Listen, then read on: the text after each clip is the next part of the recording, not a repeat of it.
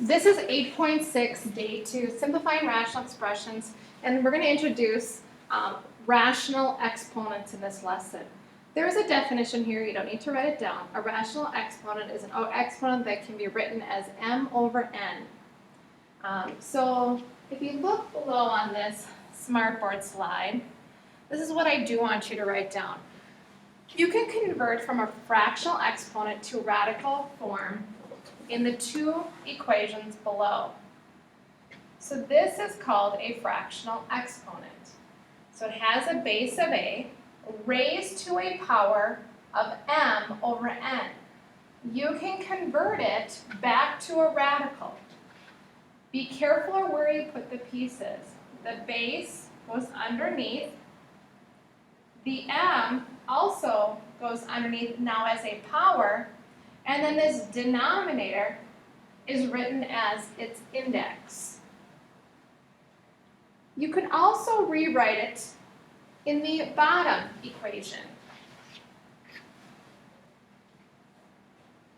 Again, the a goes underneath. The n is still the index, but notice the difference. Now you can raise it to a power. So please make sure you write those two equations down, and then we'll practice it on the next slides.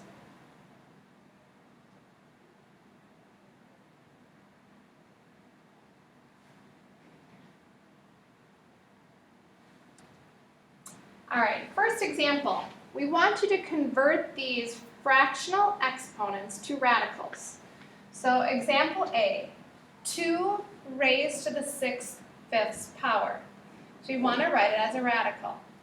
So the 2 is your base, then the 6 is your power, and then remember that denominator is your index. Then you try to reduce it if you can. In this case you can.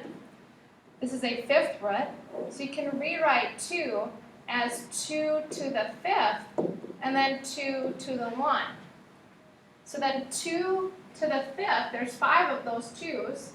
So 5th root of 2 to the 5th is 2. That's going to go out in front. And then you still have left a 2.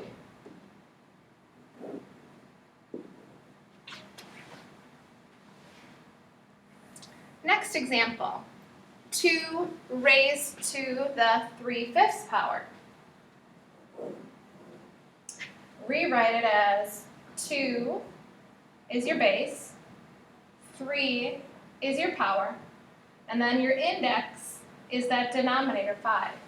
So 5th root of 2 cubed, you can't reduce anything further besides just rewriting 2 times 2 times 2 as 8. So now you have the 5th root of 8. Next example, write the expression in radical form. So just some more examples. So 64 raised to the 1/3 equals what as a radical? So 64, first power, and then cube root. And now you try and rewrite 64. 64 can be rewritten as 4 to the 3rd, and then 3rd root. So your final answer is 4.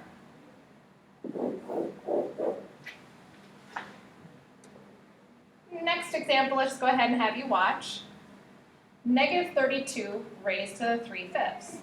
So you have negative 32 is your base, raised to the 3, and then 5th root. Remember that second equation? You can also rewrite it like this. Negative 32. And then I'm going to put that 3, that index, out here. And you'll see why in just a moment. And then 5th root. So now I can rewrite 32 as negative 2 times negative 2 times negative 2 times negative 2 times negative 2. Negative 2 to the 5th is 32. 5th root, and then way out there is that 3. What happens is that negative 2 to the fifth root, is -2. And then we still have that 3. So -2 times -2 times -2 is -8. So sometimes it's easier to rewrite it with the power outside the radical. All right, let's try this one. Go ahead and write it down. 4 raised to the 5 halves. So 4 is your base. 5 is your exponent, and then 2. Now let's rewrite it again like we did on the last example. So we have 4, and then we have it all raised to the 5th. It's easier now in this example to write like this because the square root of 4 is 2, and then raised to the 5th is still there, and then 2 times 2 times 2 times 2 times 2 is 32. All right, this example looks a little different. It has 27ab cubed raised to the 1/3 power. So let's rewrite this first expression, the 27ab cubed, as a radical. The 1 power is still just raising this to the 1. And then the denominator, remember, is the index, so that's 3.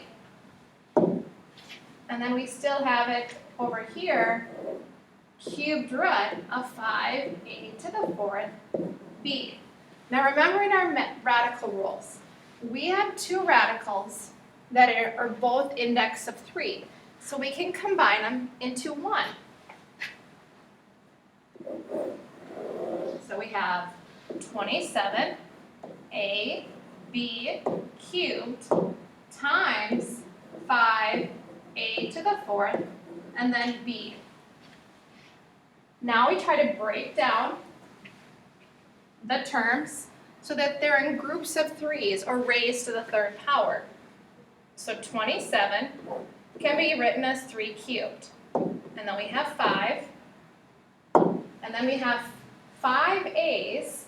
So I'm going to split up as a cubed and a squared. And then I have a b cubed and then a b left.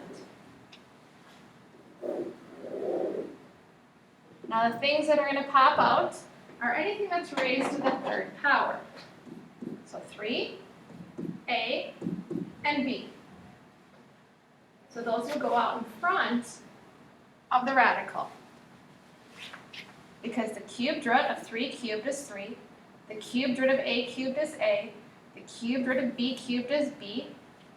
Now what's left is the pieces that are not cubed. So now we have cubed root of 5a squared b. Just a couple examples left. Now we're going to do the opposite. We give you a radical, and we want you to convert it back to a fractional exponent. So 13 is my base, 4 is my power, and remember where the index goes? The index goes in the denominator. Now we just reduce that back down to 13, and then 4 divided by 8 is 1/2.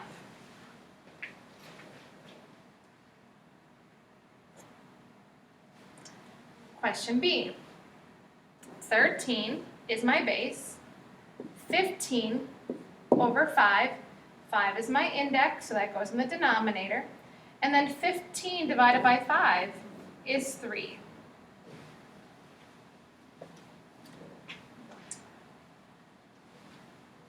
Couple more left, same type as the last examples.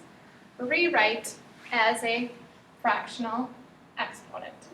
So 81 is my base, 3 is my power, and remember that index of 4 is my denominator. Example B, 10 raised to the 9 over 3. The index is always your denominator.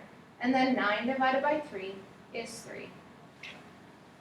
Last one, 5 is my base, 2 over 4, which is 5 halves. I'm going to save these word problems for the next video.